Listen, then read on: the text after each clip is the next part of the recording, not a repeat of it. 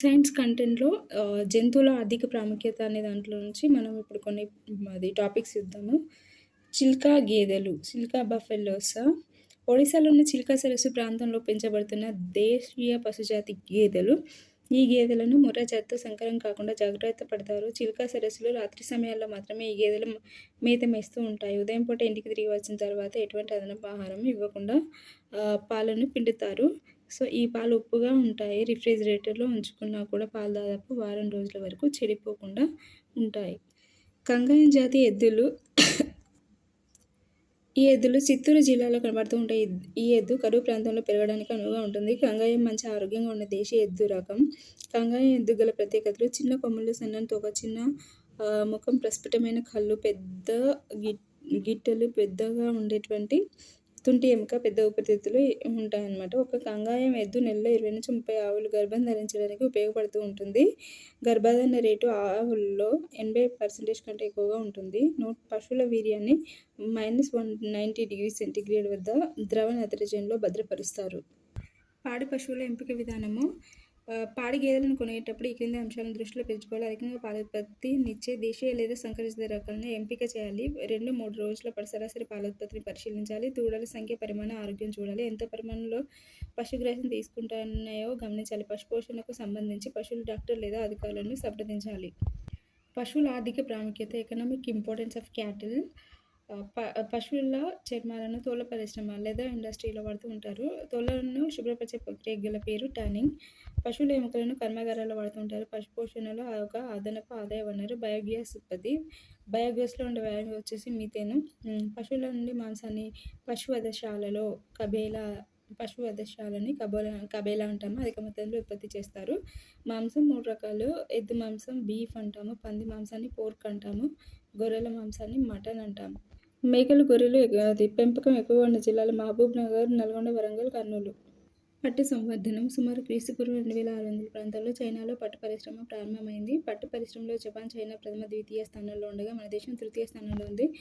పట్టుని దుస్తుల తయారీకే కాక శస్త్రచికిత్సల గాయాలను కలిపి కుట్టడానికి, గాలిగుమ్మటాలు, బెలూన్ల తయారీకి వినియోగిస్తూ ఉంటారనమాట. మన దేశంలో కర్ణాటక సిల్క్ ఉత్పత్తి చేసే ముఖ్య రాష్ట్రము. పట్టు పురుగులు నిజంగా పురుగులు కాదా? ఇవి బొంబాక్స్ మోరీ అనే పట్టు మాతి యొక్క గొంగళి పురుగులు. సీతకోకచిలుక విశ్రాంతి తీసుకుంటున్నప్పుడు దాని రెక్కలు నిటారుగా ఉంటాయి, కానీ మాతి రెక్కలు అడ్డంగా ఉంటాయి. లాలాజల గ్రంథుల్లో పట్టు గ్రంథులు సిల్క్ గ్రంథులుగా మారి పట్టును ఉత్పత్తి చేస్తాయి. పట్టు రకాలు. పట్టు రకం ఉత్పత్తి చేసే జీవి పేరు, ఇతర అంశాలు. మల్బరీ పట్టు బొంబాక్స్ మోరీ. మల్బరీ పట్టు రకం ఉత్పత్తి చేసే జీవి పేరు వచ్చేసి బొంబాక్స్ మోరీ. అండ్ ఇతర అంశాలు వచ్చేసి మామూలు పట్టు, టసర్ పట్టు, ఈరి, ముంగా రకాలు మల్బరీ పట్టు అంత నాణ్యమైనవి కావు. మాత్ 300-500 గుడ్లు పెట్టిన గొంగళి పురుగుల ఆకులు తిని 1 నెలలో మాతులుగా మారుతూ ఉంటాయి. పెరుగుదల పూర్తి అయ్యేటప్పటికి పట్టు పురుగు 4 సార్లు నిర్మోచనం చేస్తుంది. పట్టు పురుగు అల్లుకున్న కోశాన్ని కకూన్ అంటారు. ఈ దశను ప్యూప దశ అంటారు. పట్టులో ఫైబ్రిన్, సిరెసిన్ అనే ప్రోటీన్ ఉంటుంది. కకూన్ ఏర్పాటు పూర్తయిన తర్వాత 48 గంటల్లో అందులో ఉన్న గొంగళి పురుగు మార్పు చెంది మాతుగా మారుతూ ఉంటుంది. మాతు 1 వారం రోజులు జీవిస్తూ ఉంటుంది. సంపర్కం చెంది గుడ్లను ఉత్పత్తి చేయడమే దాని పని. పట్టు పరిశ్రమలో ముఖ్యంగా లార్వాలను వైరస్, బ్యాక్టీరియా, శిలీంధ్రాలు, ఫైబ్రిన్ అనే ఎక్కన జీవాలు వ్యాధులు సంక్రమిస్తాయి. యూజీ అనే ఈగ వల్ల కూడా పట్టుకు ప్రమాదం కలగవచ్చు. టస్సార్ పట్టు ఆంతీరియా పాంపియా ఆంతీరియా పాంపియా అనేది ఈ జీవి టస్సార్ పట్టును ఉత్పత్తి చేస్తూ ఉంటుందన్నమాట. బీహార్, మధ్యప్రదేశ్, ఆంధ్రప్రదేశ్, వెస్ట్ బెంగాల్లో లభిస్తూ ఉంటుంది. అటవీకి జాతి వారు సాంప్రదాయ పద్ధతిలో పెంచుతారు. పెంపకం పూర్తిగా ఆరుబయట జరుగుతూ ఉంటుంది. ఈరి పట్టుని స్రవించే జీవి అటాకస్ సింథియా. బాంబెక్స్ లాగానే మచ్చిక చేయబడుతూ ఉంటుంది. దీని ఆహారం ఆముదం, కసావ, బొప్పాయి, గులార్ ఆకులు. ముంగ పట్టు దీన్ని ఉత్పత్తి చేసేది థియోఫిలా రెలిజియోసా. ఆఖరి నిర్మోచనం తర్వాత పాకల్లోకి మారుస్తారు. కకున్లోని గొంగళి పురుగులను మరుగుతుండే క్షారద్రావణం ద్వారా చంపుతారు. తేనెటీగలు. ఏపిస్ జాతికి చెందిన సాంఘిక కీటకాలు తేనెటీగలు. తేనెటీగల ఉత్పత్తులు తేనె, మైనము అండ్ విషము. తేనె వచ్చేసి ఆహార పరిశ్రమలోను, ఔషధాల్లోనూ చక్కెరగా బెరగా వాడుతూ ఉంటారు. మైనం అలంకరణ సామాగ్రి, తోల పరిశ్రమలో గోళ్ళ పాలిష్కు, కొవ్వొత్తుల తయారీలో వాడుతూ ఉంటారు. నెక్స్ట్ విషం కీళ్ళవాత వ్యాధిని నయం చేయడానికి వాడతారు. సమూహంలోని తేనెటీగలు, రాణి ఈగ, డ్రోనులు, కూలీగలు. సో, రాణి ఈగ వచ్చి ఒకటే ఉండును, గుడ్లను మాత్రమే పెట్టును, ఏ పని చేయదు. నెక్స్ట్ డ్రోనులు, ఇవి మగ ఈగలు, సుమారు 200 నుంచి 300 వరకు ఉండును. అండ్ కూలీ ఈగలు సుమారు 20,000 to 60,000 వరకు ఉండును. మకరందాన్ని సేకరించి తేనె తయారు చేయుట, తేనె పట్టును రక్షించుట, తేనె పట్టును నిర్మించుట వీటి పని. భారతదేశంలో తేనెటీగలు రాక్ తేనెటీగ అండ్ ఇండియన్ తేనెటీగ. రాక్ తేనెటీగ అంటే ఎపిస్ డార్సెటా అని పిలుస్తూ ఉంటారు. వన్యంగా ఉండును, పోరాటానికి సన్నద్ధంగా ఉండును, కావున మచ్చిక చేయలేరు. సుమారు 1 నుంచి 25 లేక 100 కేజీల తేనెను సేకరించవచ్చు. ఎపిస్ డార్సెటా అని పిలుస్తూ ఉంటారు. వన్యంగా ఉండును, పోరాటానికి సన్నద్ధంగా ఉండును, కావున మచ్చిక చేయలేరు. సుమారు 1 నుంచి 25 లేక 100 కేజీల తేనెను సేకరించవచ్చు. ఇండియన్ తేనెటీగ ఎపిస్ ఇండికా అని పిలుస్తూ ఉంటారు. వన్యంగా ఉండును, సుమారు 2.5 to 4 కేజీల తేనెని ఇచ్చిన, తక్కువ తేనెని ఇచ్చిన కాబట్టి మచ్చికకు ఉపయోగపడదు. మన దేశంలో ఎపిస్ మిల్లిఫెరా అన్న జాతి తేనెటీగలను మచ్చిక చేస్తూ ఉన్నారు. వాక్స్ మాత్ అనే కీటకం తేనె పట్టులోని మైనం తిని పట్టులోని గదులను నాశనం చేస్తుంది. వాక్స్ మాత్ అనే కీటకం తేనె పట్టులోని మైనం తిని పట్టులోని గదులను నాశనం చేస్తూ ఉంటుంది. లక్క ప్రపంచానికి కావాల్సిన లక్కలో 70% లక్క మన దేశం అందించును. India, China, Burma, Pakistan, Sri Lanka, Thailand దేశాల్లో కెరియాక్ లేదా లాక్సిపర్ లాక్ అనే కీటకం నుండి లక్క లభించును. అద్దకం రంగుగా వాడడం 17వ శతాబ్దం నుండి ప్రారంభమైంది. పెయింట్లలోనూ, బొమ్మలు, గాజులు, నగలు, నీరు, అద్దకం, ఇంకు, ప్రింటింగ్ ఇంకు, గోళ్ళ రంగు, మిఠాయి పదార్థాలు, గ్రామ్ఫోన్ రికార్డుల తయారీలోను, తోలుకి గట్టిదనాన్ని ఇవ్వడానికి, ఆయిల్ బట్ట తయారీలోను, తోలు నగిషి అద్దాల వెనుక పూయడానికి, పేకలను నగిషి ఇవ్వడానికి, లామినేటెడ్ పేపర్ బోర్డుల తయారీలోను, మట్టి సామాగ్రి, ప్లాస్టిక్ వస్తువుల తయారీలోను, అచ్చుల తయారీలోను లక్కను ఉపయోగిస్తూ ఉంటారు. జీవశాస్త్రీయ నియంత్రణ పద్ధతిలో పరాన్నజీవులను ఉపయోగించడం. ప్రోటోజోన్లను, కీటకాల పురుగులను, చీడపురుగుల పరాన్నజీవులుగా ఉపయోగిస్తూ ఉంటారు. ది ఎగ్జాంపుల్ టాకినిడ్ ఈగలను గొంగళి పురుగులను అదుపులో పెట్టడానికి వినియోగిస్తారు. గొంగళి పురుగులను అదుపులో పెట్టడానికి వినియోగిస్తుంటారు. పరభక్షకాలను ఉపయోగించడం. నీటిలో నివసించే కీటకాలను, లార్వాలను చంపి భక్షించేందుకు చేపలను ఉపయోగిస్తూ ఉంటారు. కీటకాల హార్మోన్లు ఉపయోగించడం. కీటకాల బోన్లో ఆడ కీటకాలు స్రవించే ఫెరోమోన్స్ అనే రసాయనాల ఉంచి మగ చీడపురుగులను పట్టుకుంటారు. కీటకాల హార్మోన్లు ఉపయోగించడం. కీటకాల బోన్లో ఆడ కీటకాలు స్రవించే ఫెరోమోన్స్ అనే రసాయనాలను ఉంచి మగ చీడపురుగులను పట్టుకుంటారు. వ్యంధత్వాన్ని కలుగజేయడం. మగ చీడపురుగులు ప్రతి అంగాలపైకి ఎక్స్రే కిరణాలను శక్తివంతమైన సోకించి నశింపచేయడం. దీన్ని స్టెరిలైజేషన్ అని అంటారు. స్టెరిలైజేషన్ అంటే వంధిత్యాన్ని కలుగజేయడం అన్నమాట. నెక్స్ట్ చీడపురుగులను సంహరించే జీవరసాయనాలు. వృక్షాల, జంతువుల నుంచి సేకరించిన రసాయనాల ద్వారా చీడపురుగులను నశింపచేయడం. DDT ఒక క్రిమి సంహారకం లేదా కీటకనాశనం. DDT ఒక క్రిమి సంహారకం లేదా కీటకనాశనము. నెక్స్ట్ ఉప్పు నీటి ప్రోటోజోవాలు. సముద్రంలో నివసించే ప్రోటోజోవా సమూహాలైన ఫొరామినిఫెరా, రేడియోలేరియాలు. సముద్రంలో నివసించే ప్రోటోజోవా సమూహాలైన ఫొరామినిఫెరా, రేడియోలేరియాలు. వీటి కవచం అస్థిపంజరం కాల్షియం కార్బోనేట్తో కానీ సిలికాన్తో కానీ ఏర్పడి ఉంటుంది. ఉప్పునీటి ప్రోటోజోవా జీవులు చనిపోగానే సముద్ర నీటి అడుగుకు చేరి ఏర్పడిన అస్థిపంజర నిర్మాణాలు ఓషన్ ఈజ్. ఇవి ఇంగ్లాండ్, ఫ్రాన్స్, ఈజిప్ట్, ఉత్తర అమెరికాలో తెల్లటి శుద్ధ శిఖరాలు బండరాళ్ళగా కనిపిస్తూ ఉంటాయి.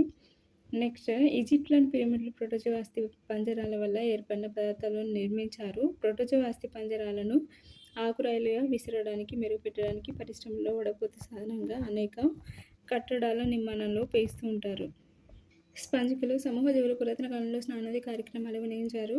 ఇవి సూక్ష్మ కంటకాలతో సిక్యూల్స్ నిమిత్తమైన అస్థిపంజరం కలిగి ఉంటును. కంటకాలు కాల్షియం కార్బోనేట్ సిలికాన్తోనూ స్పాంజిన్ తంతులతోనూ ఏర్పడుతూ ఉంటాయి. మొలస్కా జీవులు శరీరం కార్బనంతో కప్పి ఉండును. ఆయిస్టర్, ఆల్జిప్ప, మంచినీటి ఆల్జిప్ప వంటి ద్వికవటులను ఆహారంగా తింటారు. ముత్యాలు పెరల్ ఆయిస్టర్ల నుండి లభిస్తూ ఉంటాయి. సముద్ర నీటి అడుగున నివసించిన పెరల్ ఆయిస్టర్ స్రవించిన కాల్షియం కార్బోనేట్ గట్టిపడి ముత్యం ఏర్పడుతుంది. సర్పాలు. ప్రకృతిలో ఎలుకలు జనాభాను జీవశాస్త్రీయంగా సులువుగా అదుపులో ఉంచేవి సర్పాలు ఒకటే. ప్రతి ఏటా ఎలుకలను నాశనం చేసిన ఆహార ధాన్యాలతో ప్రపంచ జనాభాలో 10% జనాభాను ఆహారము అందియవచ్చు. మన దేశంలో 4 రకాల విషసర్పాలు మాత్రమే ఉన్నాయి. పాము విషానికి విరోధిగా పనిచేసే యాంటీ వీనం తయారీలో ఉపయోగిస్తూ ఉంటారు. గిండి అంటే మద్రాసులో ఉన్న సర్పాల పార్కు మన దేశంలో ప్రాముఖ్యమైంది. పక్షులు పంటలను నాశనం చేసే కీటకాలను తినే చక్కటి పరభక్షకాలు. సైబేరియా కొంగ రష్యా దేశం నుండి మన దేశంలోని భరత్పూర్కి వలస వస్తూ ఉంటుంది. శాంక్చురీ పక్షులను వాటి సహజ పరిస్థితుల్లో పరిరక్షించే ప్రదేశాలు. ఏవియరీ పక్షులకు కావలసిన వాతావరణాన్ని కృత్రిమంగా సృష్టించి సంరక్షించే ప్రాంతాలు. ఇవి జంతు ప్రదర్శనశాలను పోలి ఉంటాయి, పక్షులకు మాత్రమే. మత్స్య సంవర్ధనము పెద్ద ఎత్తున చేపల్ని పెంచడాన్ని చేపల సంవర్ధనం అంటారు. చేపల మాంసంలో 15-25% మాంసకృతులు ఉంటాయి. చేపల మాంసంలో విటమిన్ ఏ, డీలు ఉండును. ముఖ్య కొవ్వు ఆమ్లాలు అనబడే అసంతృప్త కొవ్వు ఆమ్లాలు కూడా చేప మాంసంలో ఉండను. దీని మాంసం ఎక్కువ జీవ ప్రమాణిక విలువ ఉంటుంది. మంచినీటి చేపలు నదులు, సరస్సులు, చెరువుల్లో లభించేవి. సముద్ర చేపలు సముద్రంలో దొరికేవి. పల్లెల్లో వరి పొలాల్లో సాధారణంగా చేపలను పెంచుతారు. అప్పుడు మొదటి పంటగా వరిని, రెండవ పంటగా చేపల్ని పరిగణించవచ్చు. మంచినీటి చేపలు వాటి యొక్క శాస్త్రీయ నామం, సామాన్య నామం. లాటిన్ నేమ్ వచ్చేసి కట్ల అంటే బొచ్చ. లేబియో రోహిత అంటే రాహు, ఎర్రగండు, రాగండి. అంటే రాహు ఎర్రగండి, రాగండి లాటిన్ నేమ్ వచ్చేసి లేబియో రోహిత. ఎర్రమోసు Cirrhinus mrigala. Climbing perch Anabas సరోవా. క్లైంబింగ్ పర్చ్ దాని యొక్క శాస్త్రీయ నామం వచ్చేసి ఎనబస్ సరోవా. పెద్ద బొచ్చి సామాన్య పేరు. సైంటిఫిక్ నేమ్ వచ్చేసి సిప్రినస్ కార్పియో. పెద్ద బొచ్చే సిప్రినస్ కార్పియో. వాలుగా అంటే వెల్లాగో అట్టు వాలుగా. Next Tilapia mossambicus. Next Channa punctata అంటే మట్టగిడ్స, బురద మట్ట. చెన్న పంక్టేటా మట్టగిడ్స, బురద మట్ట. ఇవన్నీ మంచినీటి చేపలు. నెక్స్ట్ సముద్రపు చేపలు. శాస్త్రీయ నామం ఫస్ట్ వన్ రాస్టిలజర్ కనగుర్త. సామాన్య నామం వచ్చేసి కనగుర్త. రాస్టిలజర్ కనగుర్త. సార్డినెల్లా లాంజిసెప్స్ అంటే నూనె కావలు. సార్డినెల్లా లాంజిసెప్స్ నూనె కావలు. హార్పోడన్ నెహ్రియాస్ వానమట్ట. హిల్సా పొలాసా. లాక్టేరియస్ సుడుము. స్కోలియోడాన్ అంటే సొర. ట్రైక్యూరస్ లెప్ట్యూరస్ సావల్లో రిబ్బన్ చేప. సావల్లో రిబ్బన్ చేప. ఇవి శాస్త్రీయ నామాలు, సామాన్య నామం అనమాట. రాస్టిలజర్ కనగుర్త. సార్డినెల్లా లాంజిసెప్స్ నూనె కావలు. హిర్పోడన్ నెహ్రియాస్ వానమట్ట. హిల్సా పొలాసా. లాక్టేరియస్ సుడుము. నెక్స్ట్ స్కోలియోడాన్ సొర. ట్రైక్యూరస్ లెప్ట్యూరస్ సావల్లో రిబ్బన్ చేప. మత్స్య పరిశ్రమలో 2 ముఖ్య దశలు ఉన్నాయి. ఒకటి ప్రజననం లేక గుడ్లు సేకరించడం. గుడ్లను పొదిగి చేపలను పెంచడం. గుడ్లను పెట్టే పెద్ద చేపలను బ్రీడర్స్ అంటారు. అప్పుడే గుడ్ల నుంచి బయటకు వచ్చిన చిన్న చేపలను స్పాన్ అంటాం. కృత్రిమ ప్రజననం పెద్ద చేపలను ప్రత్యేకంగా నిర్మించిన గదిలో కృత్రిమంగా గుడ్లు పెట్టేటట్టు చేయడము. ఈ పద్ధతిలో పీచు గ్రంథి నుండి తయారు చేసిన ద్రవాన్ని చేపలోకి ఎక్కించి గుడ్లను, శుక్లాన్ని విడుదల చేసేటట్లు చేస్తారు. చేప నుండి విడుదలయ్యే శుక్లాన్ని మిల్ట్ అని అంటారు. అప్పుడే పొదిగిన చేప చాలా చిన్నదిగా కొన్ని మిల్లీమీటర్ల పొడవులో ఉంటుంది. చేపల రకాన్ని బట్టి 3 లేదా 4 రకాల కుంటలు అవసరం అవుతూ ఉంటాయి. ఫస్ట్ వన్ నర్సరీ కుంట, రేరింగ్ కుంట, స్టాకింగ్ కుంట. కుంట రకం, లోతు, విస్తీర్ణము అండ్ చేప size. First one is nursery Kunta. 1.2 to 1.5 మీటర్లు. విస్తీర్ణం 0.02 నుండి 0.08 హెక్టార్స్. చేప సైజు 5.6 మిల్లీమీటర్ నుండి 30 మిల్లీమీటర్స్. నెక్స్ట్ రేరింగ్ కుంట అంటే 2 మీటర్ల వరకు ఉంటుంది. 0.1 హెక్టార్ వరకు ఉంటుంది. 30 మిల్లీమీటర్ల నుండి 100 మిల్లీమీటర్ల వరకు ఉంటుంది. నెక్స్ట్ స్టాకింగ్ కుంట అంటే 2.5 మీటర్ల నుండి 3 మీటర్ల వరకు ఉంటుంది. విస్తీర్ణం 2.0 హెక్టార్ వరకు ఉంటుంది. చేప సైజు 100 మిల్లీమీటర్ నుండి పూర్తి సైజు వరకు. చేపకుంట నిర్మాణంలో అన్ని రకాల నీళ్ళలోకి రేగ నేల శ్రేష్టమైంది. ఈ నేల నీటిని నిల్వ చేస్తూ ఉంటుంది. వేసవి కాలంలో కుంట నిర్మాణం చేపట్టడం మంచిది. ప్లవకాలు నీటి మీద తేలుతూ ఉండే చిన్న జంతువులు, మొక్కలు. ఒక కుంట ఎన్ని చేపలను పోషించగలదో దాన్ని క్యారింగ్ కెపాసిటీ ఆఫ్ పౌండ్ అని అంటారు అనమాట. కుంటలోని కలుపు మొక్కలను అదుపులో ఉంచుటకు టిలాపియా మొసాంబికా, సైప్రినస్ కార్పియో చేపలు బాగా సమర్థవంతమైనవి. ప్లవకాల పెరుగుదలకు సూర్యరశ్మి ముఖ్యము. కుంటలో ఒకే రకం చేపలను పెంచితే దాన్ని మోనోకల్చర్ పద్ధతి అంటారు. ఒకటి కంటే ఎక్కువ రకాలను పెంచితే దాన్ని పాలికల్చర్ లేదా కంపోజిట్ కల్చర్ అంటారు. కుంటలోని కలుపు మొక్కలను అదుపులో ఉంచుటకు టిలాపియా మొసాంబికా, సిప్రినస్ కార్పియో చేపలు చాలా సమర్థవంతమైనవి. నిల్వ చేయడం అప్పుడే పట్టిన చేపలు శరీరం అంతా జిగటతో మెరుస్తూ ఉంటాయి. మొప్పలు ఎర్రగా ఉంటాయి. మాంసం దృఢంగా ఉంటుంది. చేతి వేళ్ళతో నొక్కిన ముద్రలు పడవు. చేపను పట్టుకుని వెంటనే దాని ఆహార నాళాన్ని తీసివేయాలి. వాటిని రవాణా చేసే ముందర క్లోరిన్ నీటితో కడగాలి. గాలి లోనికి పోని పెట్టెలో 1:1 నిష్పత్తిలో చేపలను వేసుకొని ఏకాంతరంగా పొరలుగా అమర్చాలి. చేపలను డబ్బాలో నిల్వ చేసే ముందర క్లాస్ట్రీడియం బొట్యులినం వంటి బ్యాక్టీరియాలను సంహరించాలి. నీలి విప్లవం దీనికి సంబంధించింది. జలచరాలను పట్టుకోవడం, పెంచడం, ఆహారానికి ఉపయోగపడే జలచరాలను పట్టడం లేదా సంవర్ధనం. మత్స్య పరిశ్రమ సముద్ర జలచరాలను పట్టుకోవడం, మెరైన్ ఫిషరీ. సముద్ర జలచరాలను పట్టుకోవడాన్ని మెరైన్ ఫిషరీ అంటారు. సముద్రంలో దూర జలాల్లో చేపలు పట్టుకోవడం ఆఫ్షోర్ ఫిషరీ అంటారు. సముద్రంలోని దూర జలాల్లో చేపలు పట్టుకోవడాన్ని ఆఫ్షోర్ ఫిషరీ అంటారు. సముద్ర తీర జలాల్లో చేపలు పట్టుకోవడం సముద్ర తీర జలాల్లో చేపలు పట్టుకోవడాన్ని ఇన్షోర్ ఫిషరీ అంటారు. Ensure fishery. మంచినీటి నుంచి లేదా ఉప్పు నీటికాయల నుంచి చేపలు పట్టుకోవడం ఇన్లాండ్ ఫిషరీ అంటాం. మంచినీటి నుంచి లేదా ఉప్పు నీటికాయల నుంచి చేపలు పట్టుకోవడాన్ని ఇన్లాండ్ ఫిషరీ అని అంటాము. నిర్దిష్ట ప్రమాణాల్లో నియంత్రిత పరిస్థితుల్లో ఎంపిక చేసిన జాతులను పెంచడాన్ని సంవర్ధన మత్స్య పరిశ్రమ అంటారు. సముద్ర జలాల్లో జలచరాల పెంపకాన్ని సముద్ర నీటి ఆక్వాకల్చర్ అంటారు. మంచినీటిలో జలచరాల పెంపకాన్ని మంచినీటి ఆక్వాకల్చర్ అంటారు. సంవర్ధనానికి ఉపయోగించే జీవి చేప అయితే పిసికల్చర్ అంటారు. సముద్రానికి ఉపయోగించే జీవి చేప అయితే పిసికల్చర్ అంటారు. రొయ్యల ష్రింపుల పెంపకం ఫ్రాన్ కల్చర్ ష్రింప్ కల్చర్ అంటారు. పీతల పెంపకాన్ని క్రాబ్ కల్చర్ అంటాము. ముత్యపు చిప్పలు తినదగు ఆల్చిప్పల పెంపకం ఆయిస్టర్ కల్చర్. సముద్రపు కలుపు మొక్కల పెంపకం సివీడ్ కల్చర్. సముద్ర కలుపు మొక్కల పెంపకం సివీడ్ కల్చర్. నిజమైన చేపలు పట్టుకోవడం, పెంచడం వాజయిత జీవుల మత్స్య పరిశ్రమ అంటే ఫిన్ ఫిషరీ. నిజమైన చేపలను పట్టుకోవడం, పెంచడం వాజయిత జీవుల మత్స్య పరిశ్రమ ఫిన్ ఫిషరీ. చేపలు కాకుండా ఇతర జలచరాలను పట్టుకోవడం లేదా పెంచడం కర్పర సహిత జీవుల మత్స్య పరిశ్రమ షెల్ ఫిషరీ అంటారు. CMFRI ప్రధాన స్థావరాలు ఉన్నది Cochin. Central institute of fresh water aquaculture ఉన్న ప్రదేశం Kausalyaganga, Orissa. Central institute of brackish water aquaculture ఉంది Chennai. Central inland capture fisheries research institute ఉన్నది బరక్పూర్. నెక్స్ట్ MPEDAను విస్తరించండి అంటే marine products export development authority. Marine products exports development authority. State institute of fishery technology ఉన్నది కాకినాడ, ఆంధ్రప్రదేశ్. చేప మాంసంలో గల ఆవశ్యక అమైనో ఆమ్లాలు మిథియోనైన్, లైసిన్. చేప మాంసంలో గల ఆవశ్యక అమైనో ఆమ్లాలు మిథియోనిన్, లైసిన్. షార్క్ లివర్ ఆయిల్లో సమృద్ధిగా ఉండేది విటమిన్ ఏ. షార్క్ లివర్ ఆయిల్లో సమృద్ధిగా ఉండేది విటమిన్ ఏ. కాడ్ లివర్ ఆయిల్లో సమృద్ధిగా ఉండేది విటమిన్ డి.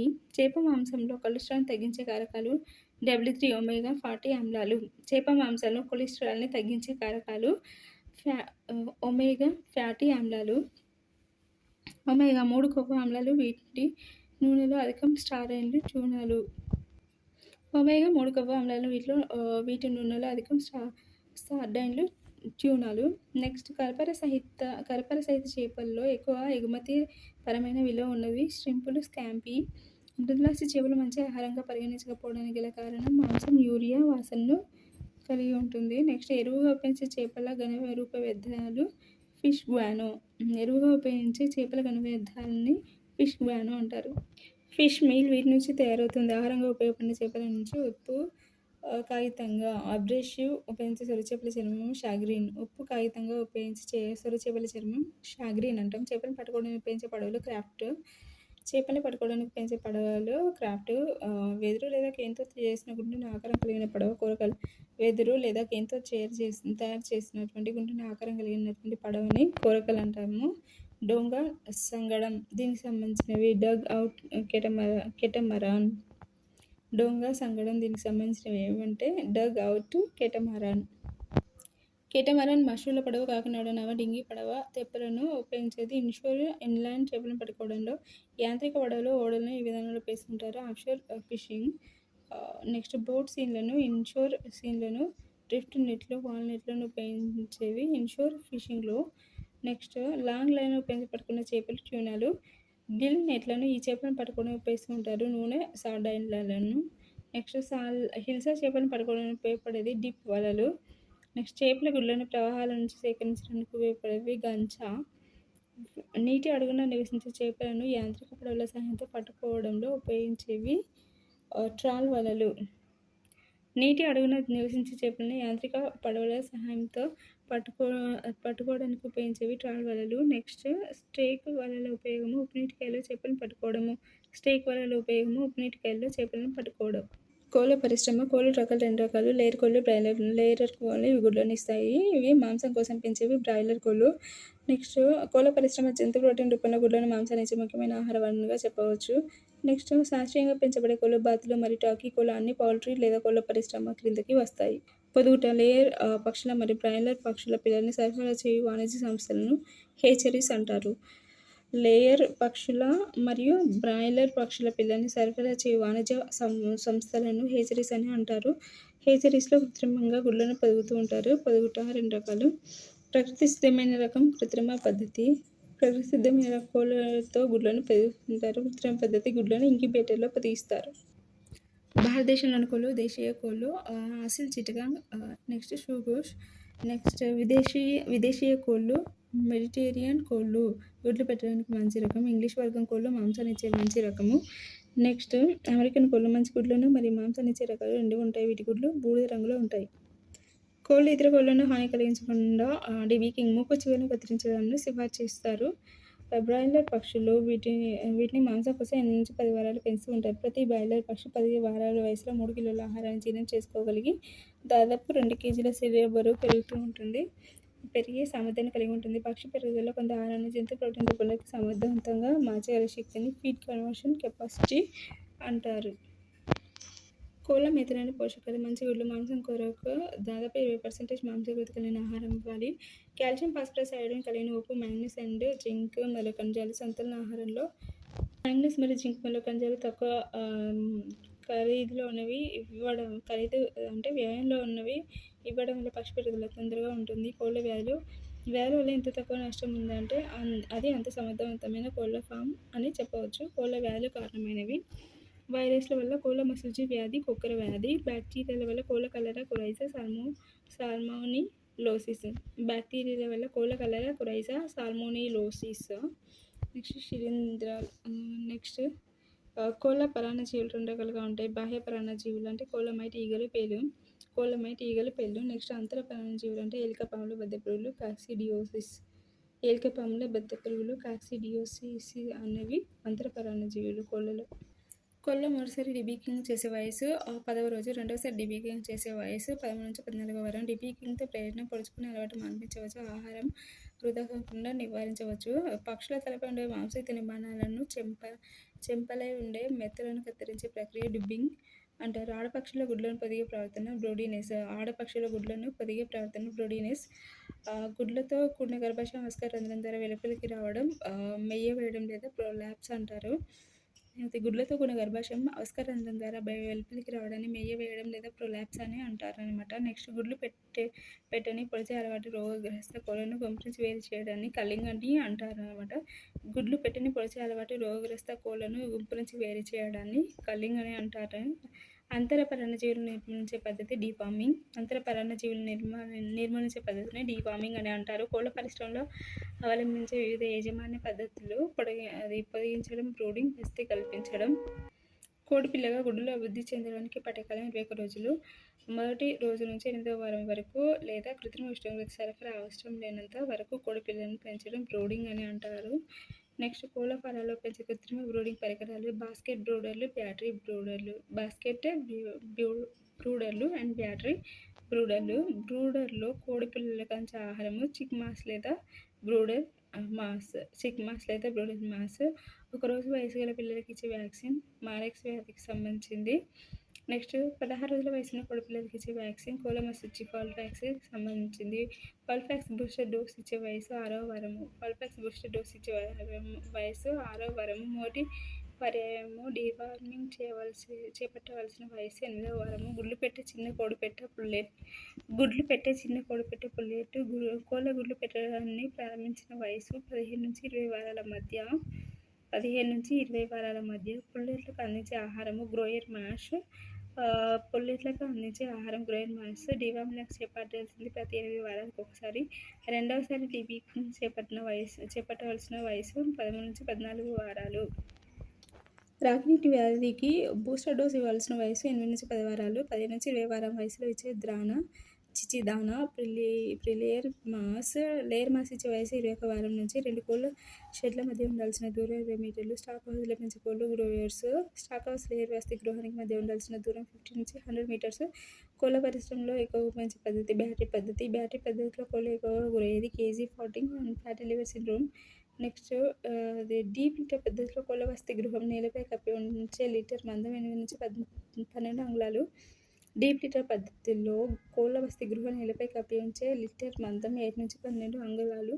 నెక్స్ట్ కోళ్ల షెడ్లో లిటర్ ఉపయోగం ఉష్ణోగ్రత స్థిరంగా ఉంటుంది.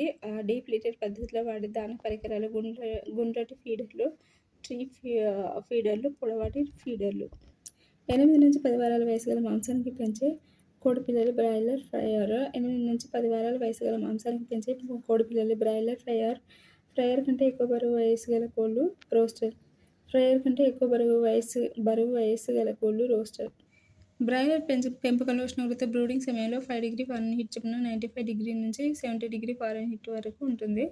నెక్స్ట్ డీప్ లిటర్ పద్ధతిలో ప్రతి బాయిలర్ కోడికి కావాల్సిన వైశాల్యం 1.0 నుంచి 1.2 చదరపు మీటర్స్ అన్నమాట. డీప్ లిటర్ పద్ధతిలో ప్రతి లేయర్ కోడికి కావాల్సిన స్థలం 1.8 చదరపు మీటర్ల నుంచి 2.0 చదరపు మీటర్లు. కోళ్ల పరిశ్రమ ఉత్పత్తులకు మార్కెటింగ్ సౌకర్యం కల్పించే సంస్థ NECC. కోళ్ల పరిశ్రమ ఉత్పత్తులకు మార్కెటింగ్ సౌకర్యం కల్పించే సంస్థ NECC. కోళ్ల వ్యాక్సిన్లను తయారు చేసే సంస్థ IVRI. కోళ్ల పరిశ్రమకు ఆర్థిక సహాయాన్ని అందించేది నాబార్డ్.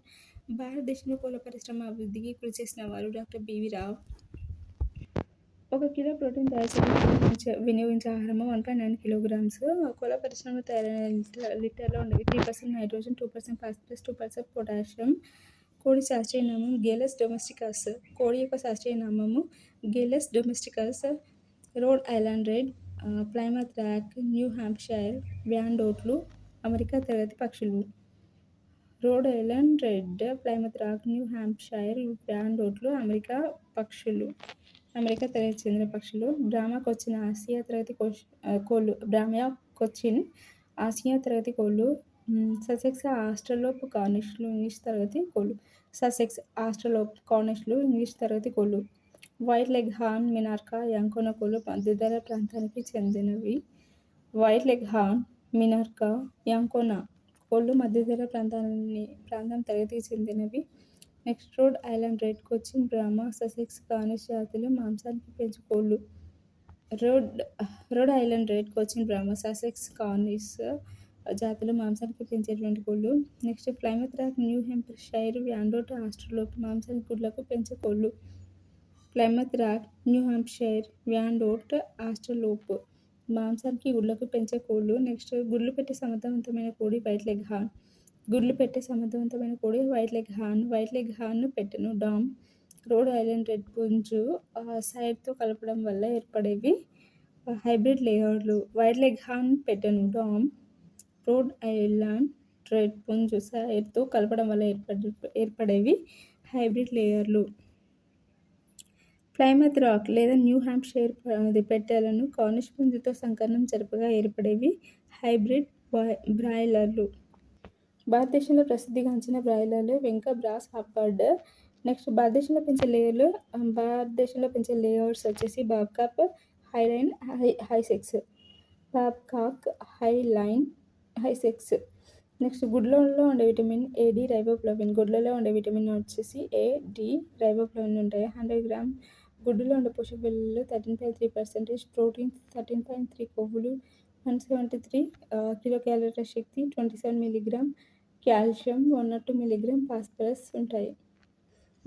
బ్రాయిలర్ మాంస పోషక విలువలు 20% ప్రోటీన్స్, 2.5% కొవ్వు, 14 మిల్లీగ్రామ్ కాల్షియం, 200 మిల్లీగ్రామ్ ఫాస్ఫరస్, 109 కిలోకేలరీల శక్తి ఉంటుంది. పెరుగుదల కోసం దేహంలో ఉంచుకునే నత్రజని శాతం జీవశాస్త్రీయ విలువ. నెక్స్ట్ ప్రోటీన్ అండ్ ఎఫిషియన్సీ నిష్పత్తి దీనికి సంబంధం. పొందిన భారంపై తీసుకున్న ప్రోటీన్స్. నెక్స్ట్ అత్యధిక జీవశాస్త్రీయ విలువ ప్రోటీన్ ఎఫిషియన్సీ నిష్పత్తి కలిగినది గుడ్డు. కోడిపిల్లల ముక్కలో 1/3 వంతు కత్తిరించే ప్రక్రియ డీబేకింగ్ అంటారు. బ్రాయిలర్ కోడిపిల్లలకు ప్రారంభంలో ఇచ్చే ఆహారము pre starter mash. Next starter మాస్ను బ్రాయిలర్లకు ఈ వయసు వచ్చే వరకు ఇస్తారు. 6వ వారం చివరి వరకు. నెక్స్ట్ 7వ వారం నుంచి 10వ వారం వరకు బ్రాయిలర్‌లకు ఇచ్చే దానా ఫినిష్ మాస్. న్యూకేసిల్ వ్యాధి లేదా రాణికిట్ వ్యాధిని కలుగజేసేది పారామిక్స్ వైరస్. న్యూకేసిల్ వ్యాధి లేదా రాణికిట్ వ్యాధిని కలుగజేసేది పారామిక్స్ వైరస్. అన్ని వయసుల కోళ్లకు సంక్రమించే సామూహిక మరణాల కారణమయ్యే తీవ్రమైన వ్యాధి రాణికిట్. అన్ని వయసుల కోళ్లకు సంక్రమించి సామూహిక మరణాల కారణమయ్యే తీవ్రమైన వ్యాధి రాణికిట్. బ్రాయిలర్లకు రాణికిట్ వ్యాధి రాకుండా ఇచ్చే వ్యాక్సిన్ మొదటి డోస్, బూస్టర్ డోసులను ఈ వయసులో ఇస్తూ ఉంటారు. 3 నుంచి 5వ రోజు, 24 నుంచి 20వ రోజు వరకు ఇస్తూ ఉంటారు. కోళ్లలో హెర్పిస్ వైరస్ సముదాయానికి చెందిన జీవుల వల్ల కలిగే వ్యాధి మారెక్స్ వ్యాధి. కోళ్లలో హెర్పిస్ వైరస్ సముదాయానికి చెందిన జీవుల వల్ల కలిగే వ్యాధి మారెక్స్ వ్యాధి. నెక్స్ట్ ఆసనవాడి ప్లీహం లాంటి గ్రంథులు, వాపు లాంటి లక్షణాలు గల వ్యాధి మారెక్స్ వ్యాధి. మారెక్స్ వ్యాధికి ప్రధానంగా గురయ్యేవి 2 నుంచి 4 నెలల వయసున్న కోడిపిల్లలు. 2 నుంచి 4 నెలల వయసున్న కోడిపిల్లలు మారెక్స్ వ్యాధికి గురైతాయి. 2 నుంచి 12 వారాల వయసులో సంక్రమించే వ్యాధి గంబోరా వ్యాధి లేదా ఇన్ఫెక్షనస్ బర్సైటిస్. నెక్స్ట్ ఏమిటంటే 2 నుంచి 12 వారాల వయసులో సంక్రమించే వ్యాధి గంబోరా వ్యాధి లేదా ఇన్ఫెక్షనస్ బర్సైటిస్. నెక్స్ట్ గంబోరా వ్యాధిని కలుగజేసేది ఐబిడి వైరస్. వివిధ జాతుల పక్షుల పెంపకాన్ని పౌల్ట్రీ కోళ్ల పరిశ్రమ అంటారు. ప్రపంచ గుడ్డు ఉత్పాదనలో భారతదేశం 5వ స్థానంలో ఉంది. హైబ్రిడ్ లేయర్లను అభివృద్ధి పరుస్తున్న సంస్థ సెంట్రల్ పౌల్ట్రీ బ్రీడింగ్ ఫామ్లు. నెక్స్ట్ ఆకలి లేకపోవడం, తెలుపు విరేచనాలు, బర్సా ఫాబ్రికస్ పాపు లాంటి లక్షణాలు చూపే వ్యాధి గంబోరా వ్యాధి. లేయర్ కోళ్లలో గంబోరా వ్యాధికి మొదటి డోస్, బూస్టర్ డోస్ వ్యాక్సిన్లను వరుసగా ఈ వయసు పిల్లలకి ఇస్తారు. 14 నుంచి 16వ రోజు, 20 నుంచి 26వ రోజు వరకు ఉన్నప్పుడు ఇస్తారు. బ్రాయిలర్ కోళ్లలో గంబోరా వ్యాధికి మొదటి డోస్, బూస్టర్ డోస్ వ్యాక్సిన్లను వరుసగా 7 నుంచి 9వ రోజు, 16 నుంచి 18వ రోజు వయసు కోడి పిల్లలకి ఇస్తూ ఉంటారు. కోళ్ల కలరాలను కలగజేసే జీవి పాస్టెరెల్లా అవిసిడా. కోళ్ల కలరా కలగజేసే జీవి వచ్చేసి పాస్టెరెల్లా అవిసిడా. పసుపు వర్ణ రెట్టెలు, ఆకుపచ్చ విరేచనాలు, కాలేయంపై గుండుసూదితో పొడిచినట్లు గుంతలు, హృదయవన పొరపై చిన్న గుంతలు, తల పై గల కిరీటం నీలం మారడం లక్షణాలు ఈ వ్యాధిలో కనిపిస్తూ ఉంటాయి. కోళ్ల కలరా చికిత్స వాడే ఔషధాలు వచ్చేసి పెన్సిలిన్, టెట్రాసైక్లిన్. రూప్ వ్యాధిని కలుగజేసేది హిమోఫిలస్ గాలినేరియం. రూప్ వ్యాధిని కలుగజేసేది హిమోఫిలస్ గాలినేరియం. ఇన్ఫెక్షన్స్ కొరాజేకు చికిత్స వీటితో చేయవచ్చు. Streptomycin, tetracycline. ఇన్ఫెక్షన్స్ కొరాజేకు చికిత్స వీటితో చేయవచ్చును. Streptomycin, tetracycline. నెక్స్ట్ ముక్కు, కళ్ళ నుంచి దుర్వాసనతో కూడిన నీరు కారడం తీవ్రమైన శ్వాస సంబంధిత వ్యాధి లక్షణాలు కలిగిన వ్యాధి infections coryza. Next chronic respiratory డిసీజ్ను కలుగజేసే వ్యాధి కారకం మైకోప్లాస్మా గాలిసెప్టికం. క్రానిక్ రెస్పిరేటరీ డిసీజ్ని కలుగజేసే వ్యాధి కారకం వచ్చేసి మైకోప్లాస్మా గాలిసెప్టికం. ఎరిథ్రోమైసిన్, టెట్రాసైక్లిన్ ఈ వ్యాధికి అమోఘంగా పనిచేస్తూ ఉంటాయి క్రానిక్ రెస్పిరేటరీ డిసీజ్కి. నెక్స్ట్ గుడ్ల ద్వారా, రెట్టెల ద్వారా, ముక్కు నుంచి కాయ ద్రవాల ద్వారా వ్యాప్తి చెందే వ్యాధి క్రానిక్ రెస్పిరేటరీ డిసీజ్. ఊపిరితిత్తుల్లో బుడపలు శ్వాస కష్టతరం కావడం లక్షణాలు చూపేటువంటి కోళ్ల వ్యాధి ఆస్పర్జిల్లోసిస్. ఊపిరితిత్తుల్లో బుడపలు శ్వాస కష్టతరం కావడం లక్షణాలు చూపే కోళ్ల వ్యాధి ఆస్పర్జిల్లోసిస్. ఆస్పర్జిల్లోసిస్ను కలుగజేసేది ఆస్పర్జిల్లస్ ఫ్యూమిగేటస్. అప్లోటాక్సికోసిస్ను కలుగజేసేది ఆస్పర్జిల్లస్ ఫ్లావస్. అప్లోటాక్సికోసిస్ను కలుగజేసేది Aspergillus flavus. Next copper sulphate ఈ వ్యాధిని అమోఘంగా అదుపులో ఉంచుతూ ఉంటుంది బ్రూడర్ నిమోనియా. కాపర్ సల్ఫేట్ ఈ వ్యాధిని అమోఘంగా అదుపులో ఉంచుతుంది బ్రూడర్ నిమోనియా. నెక్స్ట్ అసంక్రమిత క్షీణించడం, వివిధ వ్యాధుల సంక్రమణకు అలవాటుగా మారడం వంటి లక్షణాలు గల వ్యాధి అప్లోటాక్సికోసిస్. అసంక్రమిత క్షీణించడం అంటే ఇమ్యూనిటీ పవర్ తగ్గడం, వివిధ వ్యాధుల సంక్రమణకు అలవాలంగా మారడం వంటి లక్షణాలు కల వ్యాధి అప్లోటాక్సికోసిస్. ఓడియం ఆల్బికెన్స్ కలుగజేసే వ్యాధి మోనిలియాసిస్. ఓడియం ఆల్బికెన్స్ కలుగజేసే వ్యాధి మోనిలియాసిస్. కాక్సిడియాసిస్ను కలుగజేసేది ఐమీరియా టెనెల్లా. కాక్సిడియాసిస్ను కలుగజేసేది ఐమీరియా టెనెల్లా. ఆస్పర్జిల్లోసిస్, అప్లోటాక్సికోసిస్, థ్రష్ శిలీంధ్ర వ్యాధులు. ఆస్పర్జిల్లోసిస్, అప్లోటాక్సికోసిస్, థ్రష్ శిలీంధ్ర వ్యాధులు. కోళ్ల కలరా, రూప్ వ్యాధి, క్రానిక్ రెస్పిరేటరీ డిసీజ్ బ్యాక్టీరియల్ వ్యాధులు. నెక్స్ట్ రాణికిట్, మారెక్స్, గంబోరా వ్యాధులు వైరల్ వ్యాధులు. పాల పెరుగుదలకు, శరీరాభివృద్ధికి కావలసిన మాంసకృతులు, కోళ్ల పిండి పదార్థాలు, విటమిన్లు, ఖనిజాలు, లవణాలు అనేవి ఉంటాయి. సో, ఇది సంపూర్ణ ఆహారము. ఆపరేషన్ ఫ్లడ్ వైట్ రెవల్యూషన్ ముఖ్య ఉద్దేశ్యం పాల ఉత్పత్తిని పెంచడం. పాల నుండి లభించే ఇతర పదార్థాల నాణ్యతను, పరిమాణాన్ని పెంచి సాధ్యమైనంత వరకు తక్కువ ధరలో అందరికీ కావాల్సిన అందుబాటులో తేవడము. సంకర ప్రజననం లేక బాహ్య ప్రజననం ఒకే జీవికి చెందిన 2 జాతుల మధ్య జరిగే సంపర్కానికి ఎద్దులు, ఆవులు సరైన శారీరక స్థితిలో ఉండే స్థితిని ఎడ అంటారు. ఒక ఆవు దాని జీవితకాలంలో 8-10 దూడలను కంటూ ఉంటుంది. నెక్స్ట్ కృత్రిమ గర్భధారణ, సూపర్ ఓవ్యులేషన్, పిండ మార్పిడి వంటి ఆధునిక పద్ధతులను ఎక్కువ సంఖ్యలో సంకర జాతి ఆవులు ఉత్పత్తి చేయడానికి వేసుకుంటారు. నెక్స్ట్ కృత్రిమ గర్భధారణ దిగుమతి చేసుకునే ఎద్దుల శుక్లాన్ని -196 డిగ్రీ సెంటీగ్రేడ్ వద్ద నత్రజని ద్రావణంలో గడ్డకట్టించి నిల్వ చేస్తూ ఉంటారు. ఈ స్థితిలో శుక్ర కణాలు ఎక్కువ కాలం చైతన్యవంతంగా 10-12 ఇయర్స్ వరకు ఉంటాయి. అవసరం వచ్చినప్పుడు నిల్వ శుక్లాన్ని తీసుకొని ఆవులో ప్రవేశపెడుతూ ఉంటారు. ఈ పద్ధతులలో ఒక ఎద్దు శుక్లాన్ని 3000 ఆవులకు ఉపయోగించవచ్చు. సీరం గొనాడోట్రోపిన్ హార్మోన్ గర్భంతో ఉన్న ఆడగొర్రెల రక్తం నుండి సేకరించిన హార్మోన్. సీరం గొనాడోట్రోపిన్ హార్మోన్ గర్భంతో ఉన్న ఆడగొర్రెల రక్తం నుండి సేకరించిన హార్మోన్. నెక్స్ట్ సూపర్ ఓవ్యులేషన్ అంటే సీరం గొనాడోట్రోపిన్ హార్మోన్ ఆవులకు ఎక్కించడం వల్ల ఒకటి కంటే ఎక్కువ అండాలను విడుదల చేసేటట్లు ప్రేరేపించడం. సూపర్ ఓవ్యులేషన్ సీరం గొనాడోట్రోపిన్ హార్మోన్ ఆవులకు ఎక్కించడం వల్ల ఒకటి కంటే ఎక్కువ అండాలను విడుదల చేసేటట్టు ప్రేరేపించడం. పిండ మార్పిడి సూపర్ ఓవ్యులేషన్ పద్ధతిలో ఏర్పడిన అండాలను ఆవుల నుండి సేకరించి ఎద్దుల శుక్లంలో ఫలదీకరణం గావించి ఇతర ఆవుల పిండాలను ప్రవేశపెడుతుంటారు. ఈ ఆవులను క్యారియర్ ఆవులు అంటారు. ఈ పిండాలు క్యారియర్ ఆవుల్లో దూడలుగా ఏర్పడుతుంటాయి. ఈ పద్ధతిని పిండ మార్పిడి అంటారు. గేదెల్లో సామాన్యంగా గేదెలు ఆవుల కంటే ఎక్కువగా పాలిస్తుంటారు. గేదె పాలలో ఆవు పాల కంటే కొవ్వులు ఎక్కువగా ఉంటాయి. ఆవుల కంటే గేదెలు వ్యాధుల తాకిడిని తట్టుకోగలుగుతూ ఉంటాయి. మన దేశంలో సుమారు 7 జాతుల గేదెలు ఉన్నాయి. ఎగ్జాంపుల్ అవి ముర్రా, బద్వారి, జఫ్రాబాడి, సుర్తి, మేష్నా, నాగ్పురి, నీలి రావి. ముర్రా, బద్వారి, జఫ్రాబాడి, సుర్తి, మేష్నా, నాగ్పురి, నీలి రావి.